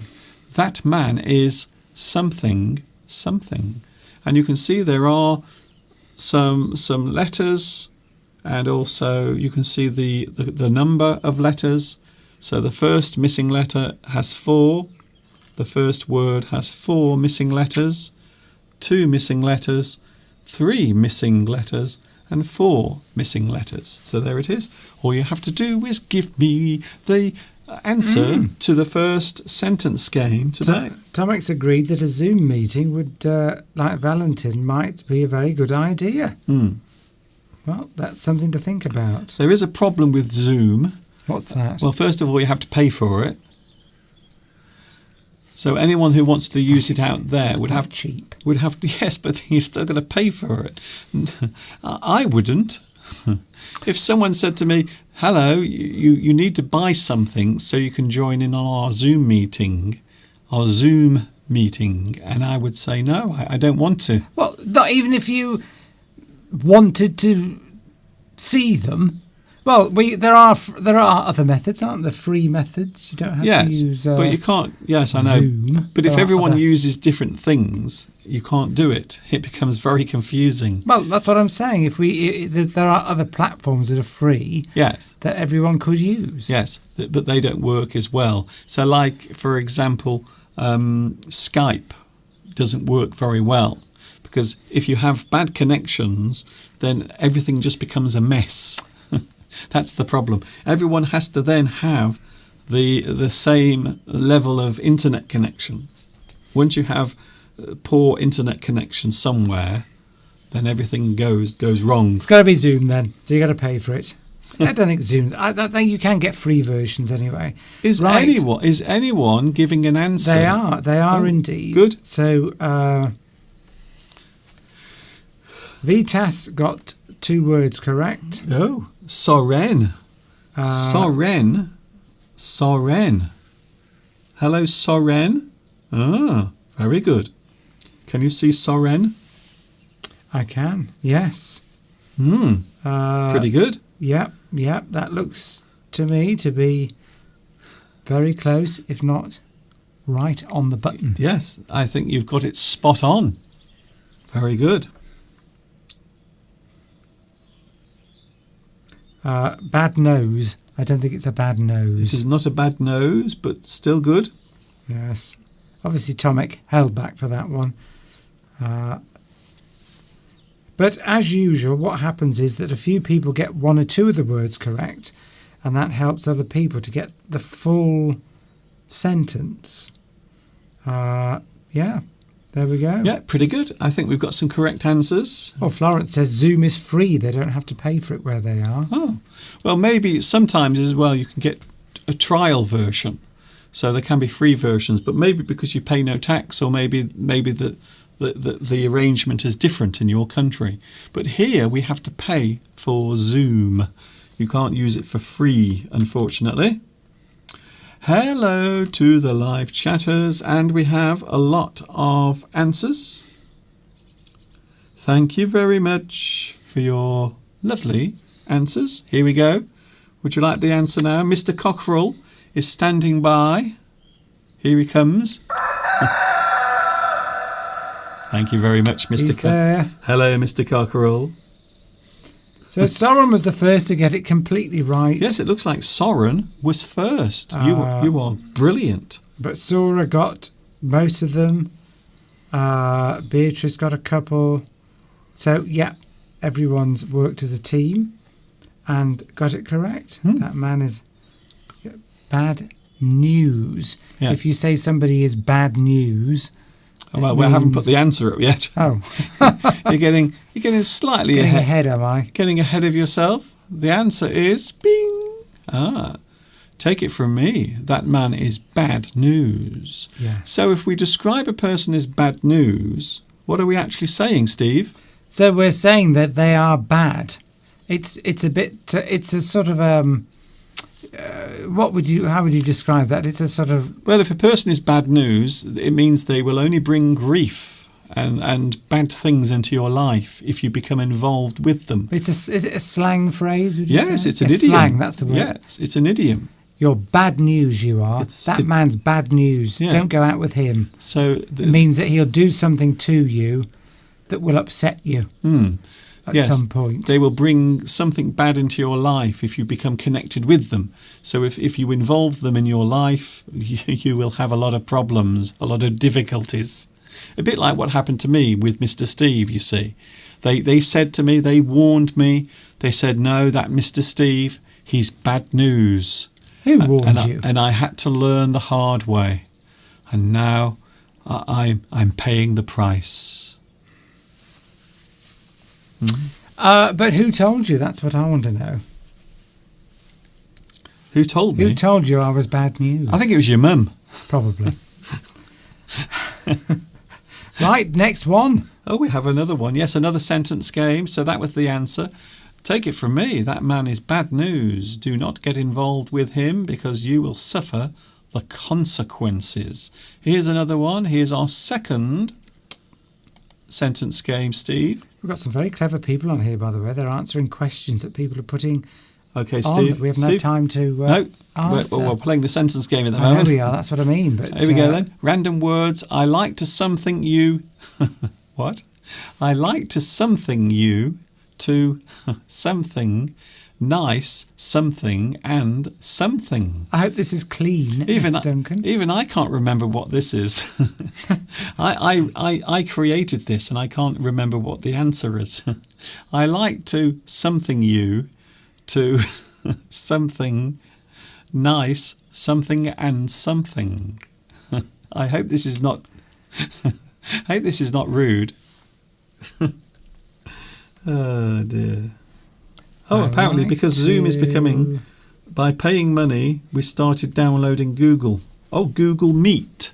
Ah. Oh, apparently Google have their own version now called Google Meet. It must be very similar to Microsoft Teams. Could well be. Yes. So they've all done it now.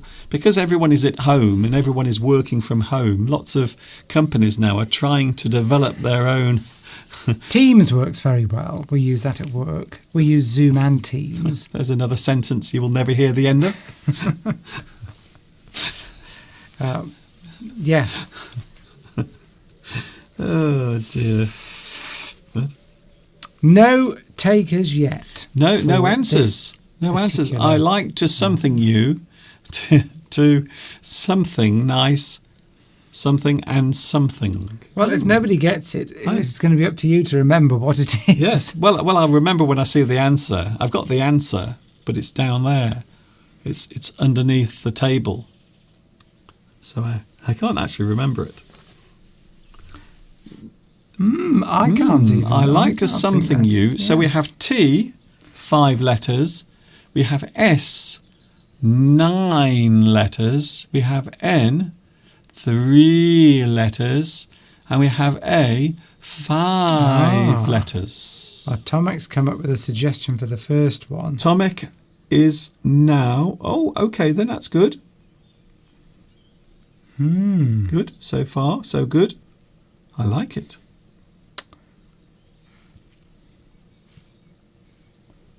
To turn you to something nice, new, and... right. Right. 1, 2, 3, 1. Yes, we've got 2 suggestions for the first word. We've got treat by Tomek, or we've got tempt by Vittoria. Oh, yes. Tomek's come up with the second word, I think. Well, it's at least a suggestion for it. Yes. So the first one, I think the first one is easy, to be honest. I think the first word might be easy. Maybe you want to give something to someone to make them feel better. Maybe it's a special occasion. In fact, I've already said this today. I've actually used a lot of this sentence already. I've just remembered, by the way. I've just remembered what this is. I think Tomek's sort of throwing words in there to help people to get the whole sentence. Sora. I think Tomek knows what it is. I think Sora Hamasha, I like to taste you because I'm hungry. Yes, okay. We've all been there. Well, we've all been there. Maybe you have, Steve. Maybe you have. I think people need to look at what Tomek's put for the first two words. Yes. Because what about Mr. Duncan? Would you just Tatiana. Tatiana also has something there that's interesting. You have to keep that. You have to make sure that if you go down, you won't get the new messages. I am doing that. I know what I'm doing, Mr. Duncan. I've been doing this for about 5 years, but because you see, look, that's Tomek already said that earlier. You see. What Steve does, he keeps going back and looking at earlier messages. Yeah, but then I know how to get back to the recent ones, Mr. We might have to sort this out in a moment with a fight in the garden. I'm going to challenge Mr. Steve to a fight. And Naki's getting hungry. Alessandra says, better late than never. I don't think that's the answer. Interesting. Yes. Yes, we might have to give the answer because no one is getting the answer to this one. Well, we've got two words. If we say are the first two words correct? I've already said. I've just said treat. Okay. Is that right? That is right, yes. And then the second word something. That's it. Ah. Yes. Rowan asks, why have you changed the background? Well, the background today is different because this is English Addict, you see. Today we are doing English Addict. So the background today behind me is different. But tomorrow it will be back. It will be back to the 28 days of February. Yes, I am back tomorrow. I am with you every day during this month. But fortunately, next week, next Sunday will be the last day of February. Oh, Soren, you're very close. Ah.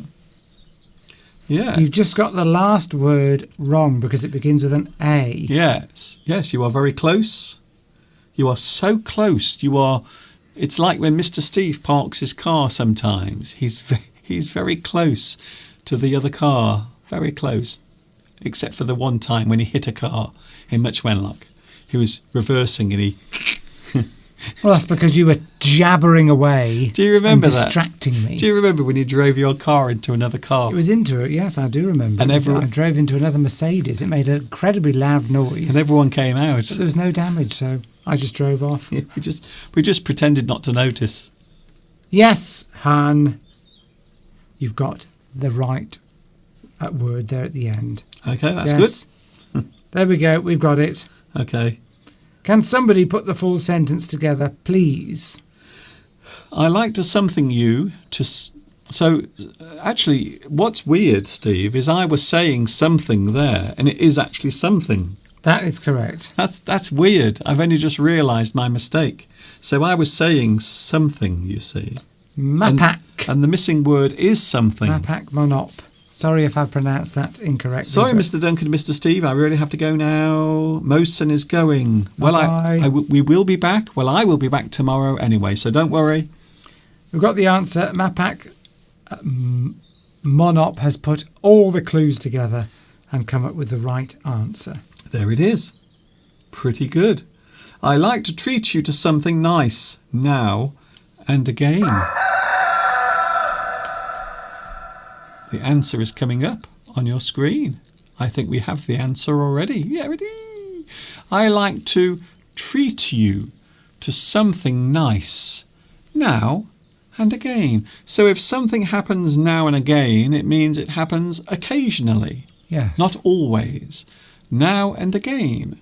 Sometimes. Occasionally. Not. We like to visit this town now and again. We like to have... Every so often. We like to go out to a restaurant now and again. Not always. I think we've got time for one more. We might even squeeze two. Yes, now and again means not that frequently. Maybe I would say 2 or 3 times a year. I would say if you wanted to put a figure on it. We like to visit this restaurant every now and again. Not always, sometimes. Maybe every 2 or 3 months. Yes. Here we go. Here's another one, Steve. Another sentence game. It's not a something until we something on the something. Oh, I think 5 words. Oh, five missing words in this sentence, but it is a sentence you might use in business. Tomek says, is every now and then equivalent to now and again? Yes. Every now and then? Every now and then, every now and again. Yeah. Occasionally. Occasionally. Sometimes. So yes, well pointed out. You can use both phrases. Maura. Oh my goodness. I can't believe it. Maura has got it right. That must be a record. That might be the fastest answer to the sentence game in the history of the sentence game. Oh my goodness. I'm surprised. I'm flabbergasted. I'm shocked. I can't believe it. I can't believe my eyes. I believe. Yeah. That's out my of context. goodness. Oh my goodness. Miura Matatini. Very good. I can't believe. Wow. Already. Unfortunately, my cockerel just went to sleep. I have to wake it up now with my hand.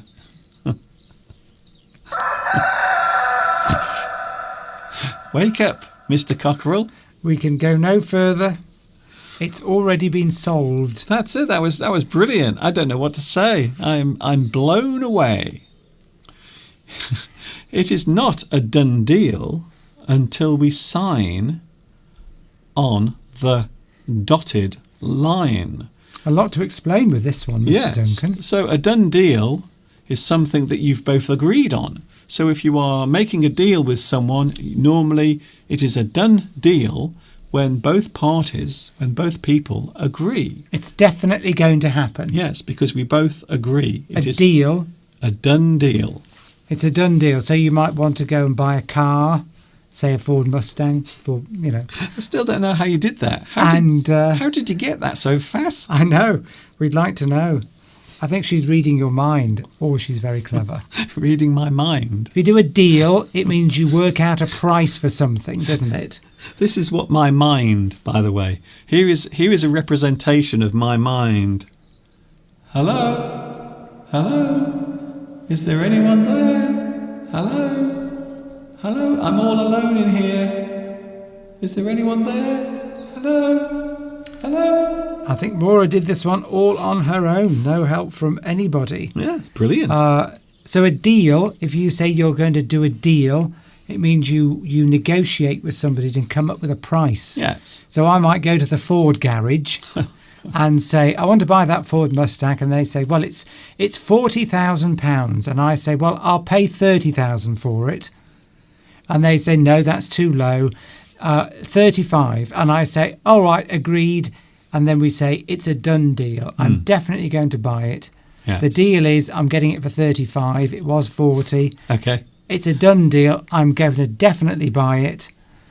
But, of course, I've got to do something else, haven't I? You have to sign on the dotted line. Yes. Which means you are putting your signature to a contract or something you have to agree to.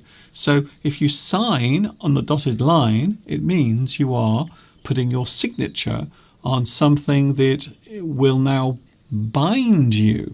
You are now in that contract.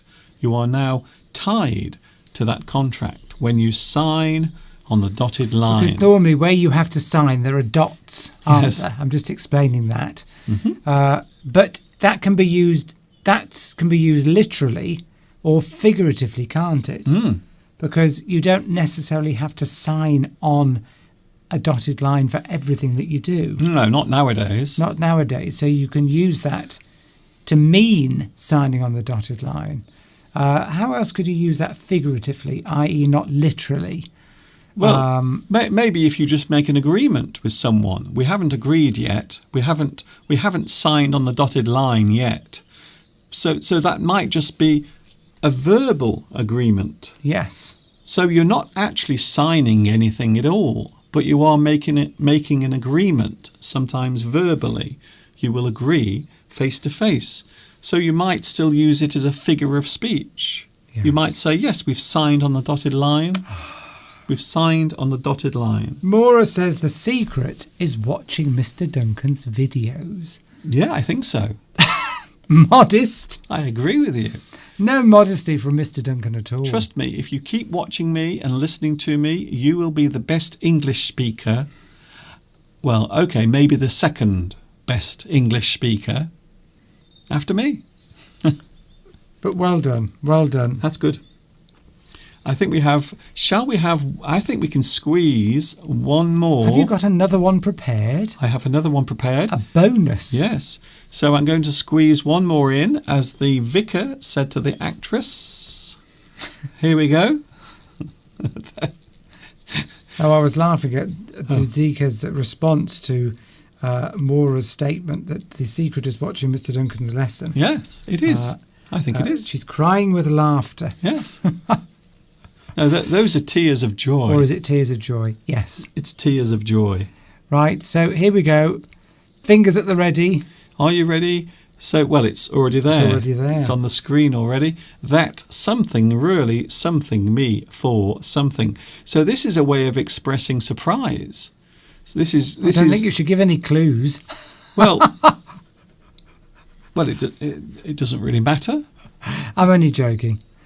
Sometimes you tell me to give clues, and then when I give clues, you tell me not to give clues. Oh, people are getting too clever. That's not good. That's not bad. That's a good thing. Tomek says, are verbal agreements legally binding in the UK? I would say not. No, I don't think anywhere. So the problem with verbal agreements is only you know that you did it, and only the other person knows that they did it. So they can deny that you did it. They can say, no, I didn't give a verbal agreement. I never made an agreement verbally. So that's why it's always best to sign something.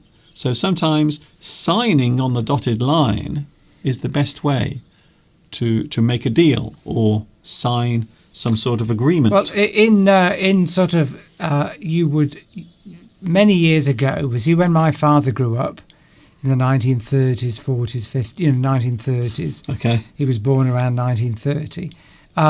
All you would need to do if you were doing business with anyone would be to shake their hand. Yes. And you would shake somebody's hand, and that was morally a binding agreement. Okay. If you broke that, you were breaking, a social etiquette law. It was a gentleman's agreement. You shook hands with somebody, that was it. If you went against that, you would be seen as a very bad person. Anyway, Steve, that doesn't really happen. We've got anymore. answers coming through. Right, okay. Look, Jimmy from Hong Kong has got it. Jimmy from Hong Kong. Really? Jimmy from Hong Kong. Well, that was quite a difficult one, if that's correct. Yes, Jimmy from Hong Kong has got it. Yes. How is that possible? Yes, that's it. Jimmy from Hong Kong has got it right, not wrong. You are not wrong, Jimmy from Hong Kong. You are right. And everything is super duper. But that doesn't make sense to me. That answer, Mr. Duncan? Doesn't it? No. Why would a nerd knock you for 6? No, no, it's correct then afterwards. Oh, I know it's correct, but No, you have to look above. There it is. Where? There. Yeah. That's. Yes, I Yeah. think. But nerds don't usually fight. It isn't nerd. No, the word is there. I see. It's there. I can see the word there. Oh, that's Sora as well. We have Sora as well. You see that Jimmy says nerd. Yes, see. and then underneath. Oh, I see. Oh, right. That's what I couldn't see.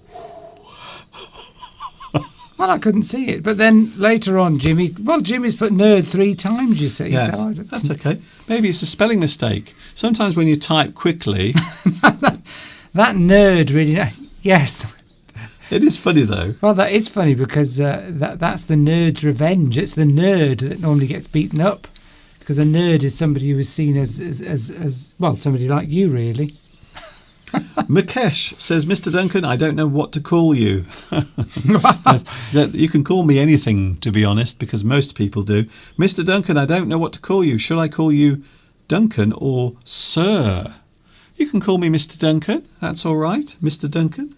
Not a problem. It doesn't bother me. Or just Duncan. But your channel, you are known as Mr. Duncan on here. Duncan. That's fine. That something, really something, me for something. The answer is coming up now. Incredible. That's amazing. Oh, Jimmy was correcting himself. He put Jesus, as much to say he made a silly mistake. Oh, I see. But it's funny. It's funny. I thought maybe that was one of the missing words. I can assure you, Jesus was not one of the missing words. That's something, really something, me for Jesus. Here we go. Here's the answer. Bing. Yes. That news really knocked me for 6. So if you are knocked for 6, it means you are shocked by something. It is a great expression that means to be shocked by something. You can't believe what's happened. You are surprised. You are shocked. You can't believe it. I wonder where that comes from. Knocked for 6. Is it to do with boxing? I think it's to do with cricket.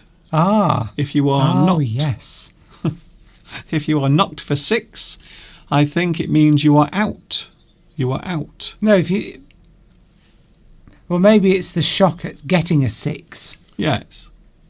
Because do you get 6 points when you knock it out of the... Don't ask me about We cricket. don't know. I know nothing about cricket. All I know in cricket is you have the stumps. That's it. And you have to have something down your underpants to protect your delicate parts from the ball. Yes, if you hit the ball That's all I over know. the boundary, you get 6, don't you? 6 Okay. points for that. I don't know. So maybe that's the shock. So that news knocked me for 6. Yes. In other words, you were really shocked and surprised by that news. Yes. So, Jimmy, you got it right, but you also made us laugh by using the word nerd, which fits. Yes. But a nerd, should we explain what a nerd is? Well, a nerd is it's actually an insult, really. It's an insult. It's an insult. It's a person who is clever. They often read books. They like to study all the time, and they are very knowledgeable. But often which means that I am not a nerd. Which means they're often seen as targets by bullies at school. Yes. So the concept of a nerd knocking somebody for 6. Yes. It would appear that Steve doesn't want to go today. We're 5 minutes over. 3 minutes. But well done, Jimmy. Very fast to get that right. Astonished, said Zuzika. Yes. Astonished. I was astonished, shocked, surprised. I was knocked for 6. Oh, that news really surprised me. Yes, it did. I'm surprised that we've come to the end of today's... We were knocked for 6 when Maura got the answer for that previous sentence game. Just no... No, I'm just saying. Yes. I was knocked for 6. Yes. The fact that Maura got that very quickly would be another example of how to use that phrase. I can't believe Carry that- on.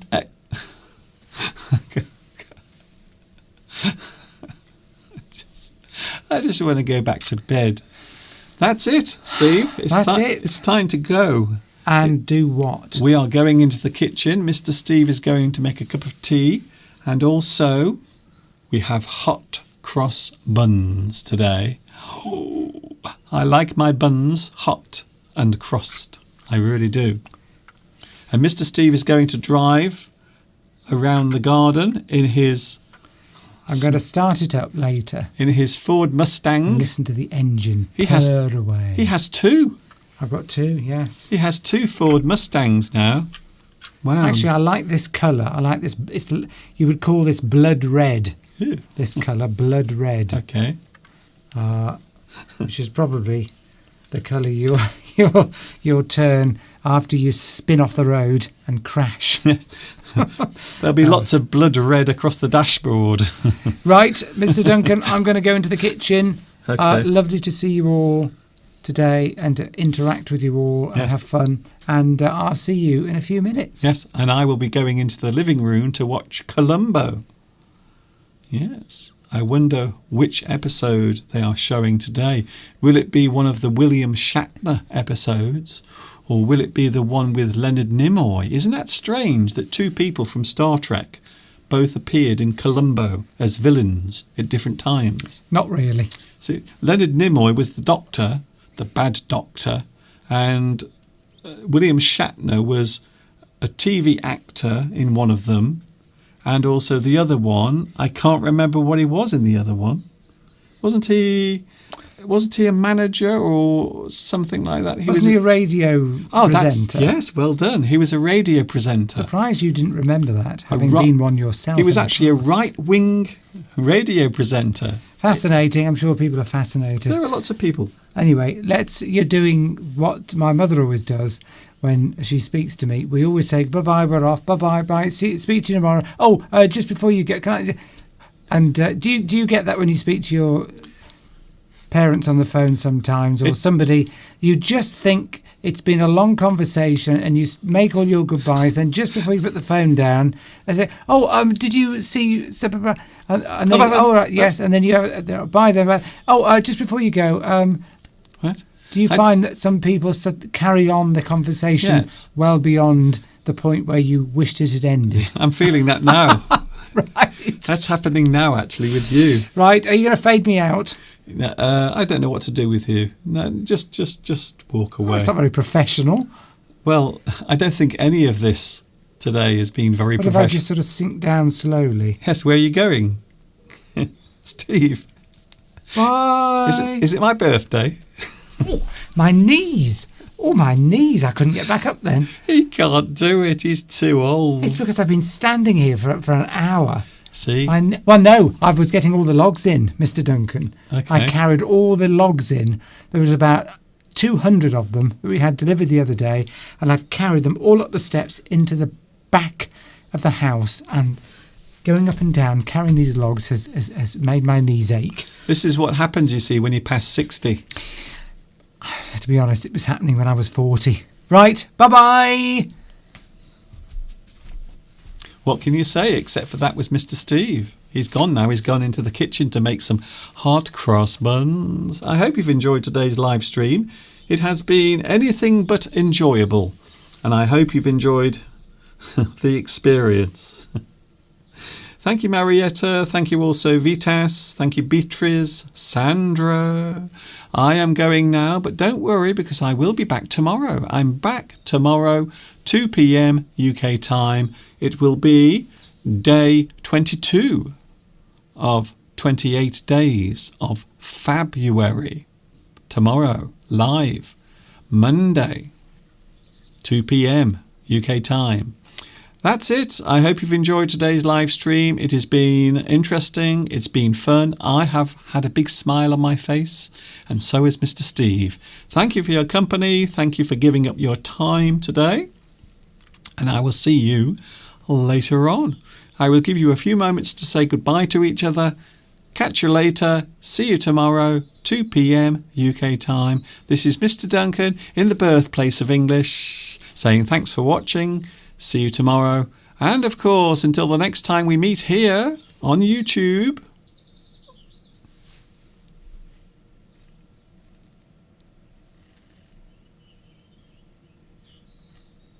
Ta-ta for now.